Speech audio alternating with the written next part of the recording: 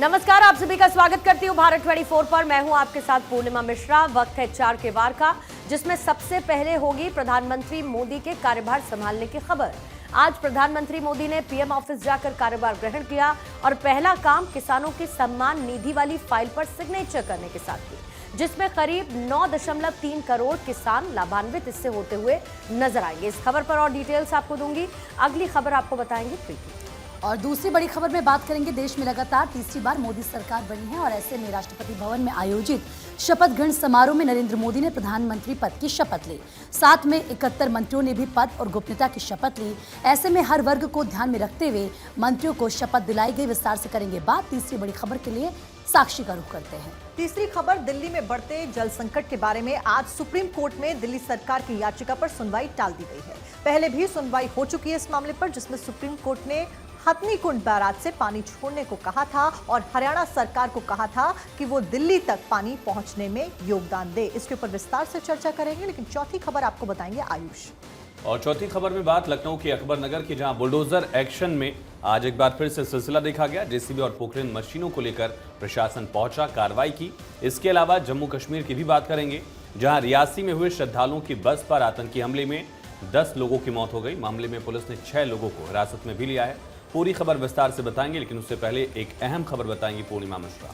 दिल्ली में पानी पर जारी सियासी बवाल बढ़ता जा रहा है। ऐसे में लोगों की परेशानी बढ़ गई है। आज एलजी और मंत्री आतिशी के बीच में चर्चा भी हुई है इस मुद्दे पर। वहीं आज सुप्रीम कोर्ट में जल संकट पर होने वाली सुनवाई टल गई है। आपको रिपोर्ट दिखाते हैं।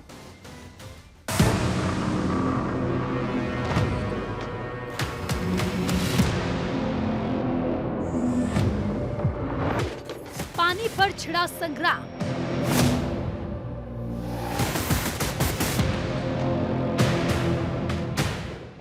गर्मी में बड़ी आफत।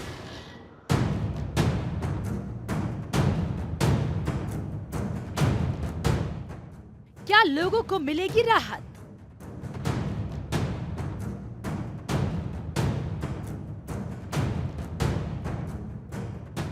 प्यासी दिल्ली, सियासत सर पर चली।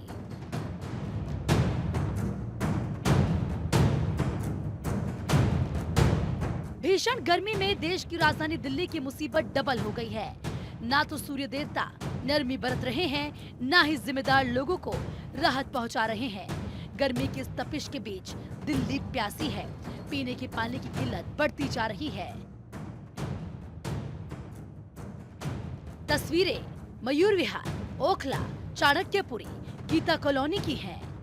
यही हालात दिल्ली के बाकी इलाकों के भी हैं, जहां लगातार पानी की कमी से लोग परेशान हैं। क्या नाम है आपका? रामरती। अच्छा, ये बताओ, पानी लेके जा रहे हो, कितना दुखी होता है पानी भरने में? बहुत दुखी होते भैया भरे। एक ही टैंकर आता है? हाँ, एक का टैंकर यहाँ बस ये 2 बाल्टी लेके जा रहे, शाम तक कैसे करोगे? शाम को क्या करूँगा, वैसे कोनो में लपुल करेंगे और क्या करेंगे। पानी को लेकर तो बहुत समस्या है, क्योंकि और एक ही टैंकर आता है। इसमें पाइप डालने की वजह से इतनी भीड़ हो जाती है।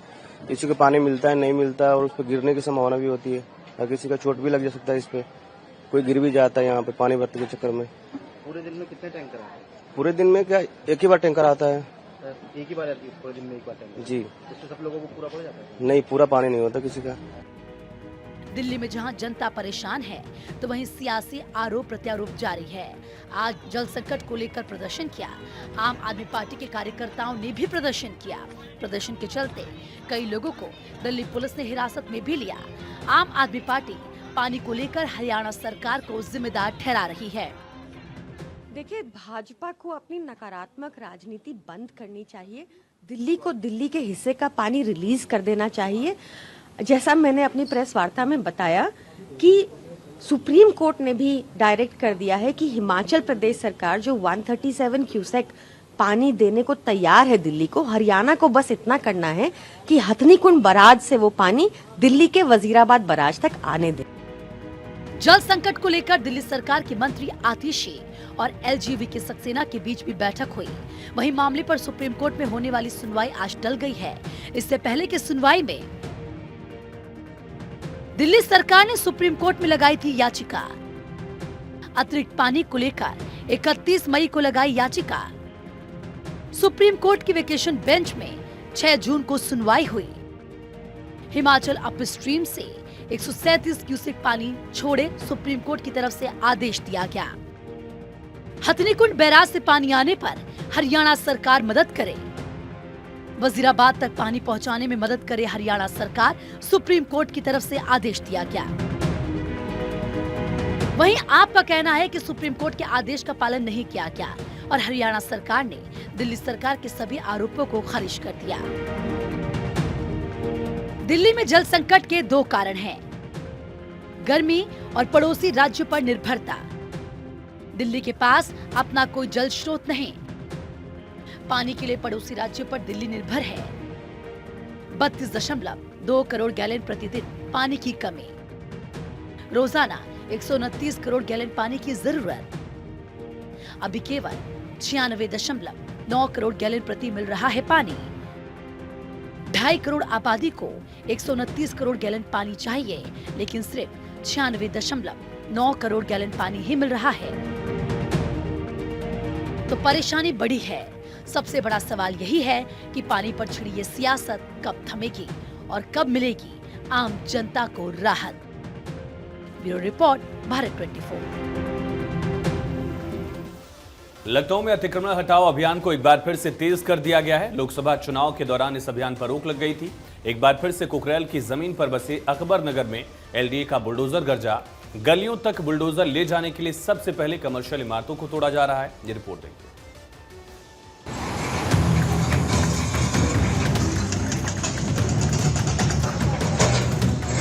60 साल से ऊपर हो गया सर रहते हमको।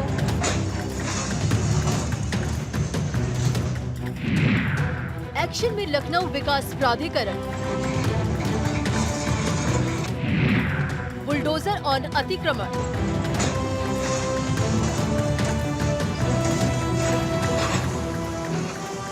लखनऊ के अकबर नगर में सोमवार को 1100 घरों को तोड़ने बुलडोजर पहुंचे। 10 जेसीबी, 6 पोकलिन मशीनों के साथ प्रशासन के अधिकारी मौके पर मौजूद हैं। कुकरेल नदी के किनारे अवैध रूप से बने घरों पर बुलडोजर और पोकलिन मशीनों से जमींदोज किया जा रहा है। दरअसल अकबर नगर के लोगों को बसंत कुंज योजना में आवंटित भवनों में कब्जा दिलाने के लिए अधिकारियों और कर्मचारियों की 2 शिफ्ट में ड्यूटी लगाई गई है। सुबह 7 से दोपहर 2 की पहली शिफ्ट और दूसरी शिफ्ट 2 से रात 9 बजे तक, जिसमें अलग अलग अधिकारी शामिल हैं।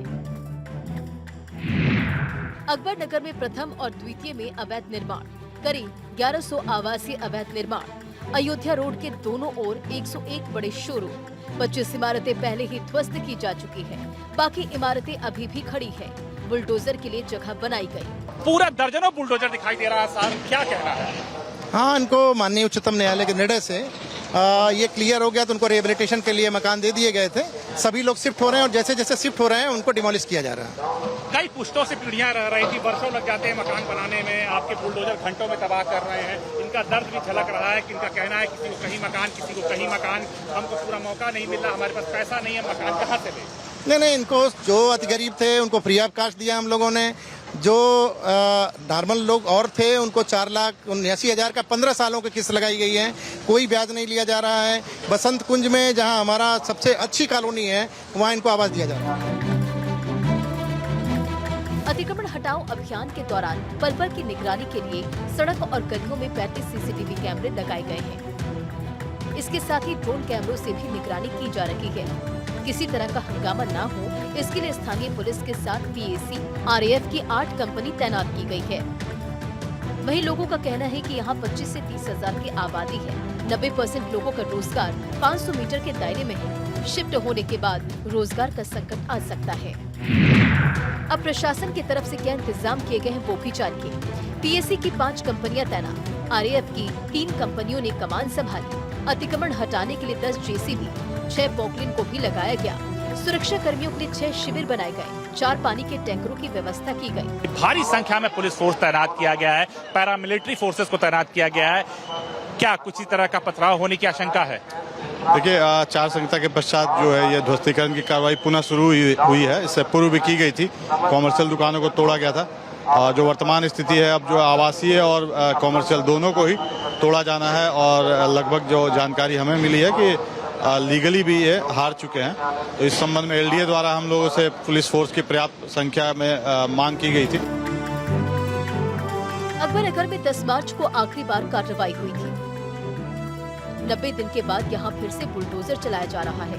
रास्ता बनाने के बाद कार्रवाई और तेज होगी। लगातार मुनादी भी की जा रही है। लोगों से समय रहते सामान शिफ्ट करने की बात कही जा रही है। इस बार अभियान 2 शिफ्ट में चल रहा है। इसमें 1100 से ज्यादा अवैध निर्माण ढाए जा रहे हैं। इसके अलावा एलजीए की तरफ से कैंप भी लगाए जा रहे हैं। अकबरनगर में छोटे बड़े करीब 2000 मकान, सभी मकान तोड़ने में 1 महीना लगेगा। एलजीए ने कहा मलबा हटाने में 10 दिन का समय लगेगा। चप्पे चप्पे पर पुलिस की नजर रहेगी। पिछली बार कार्रवाई के दौरान हिंसक बवाल हुआ। 10 मार्च को कार्रवाई के दौरान बवाल हुआ था। उपद्रवियों ने पोकलिन मशीन तोड़ दी थी, सड़क पर लगे कैमरे को तोड़ा, पथराव किया। एलजीए और पुलिसकर्मी जख्मी हुए थे। एलजीए ने निगरानी के लिए 35 सीसीटीवी कैमरे लगवाए हैं। बताते चले आपको कि अकबरपुर में रहने वाले लोगों को सुप्रीम कोर्ट और हाई कोर्ट से राहत नहीं मिली है। इससे पहले कॉमर्शियल कब्जे पर कार्रवाई की गई थी।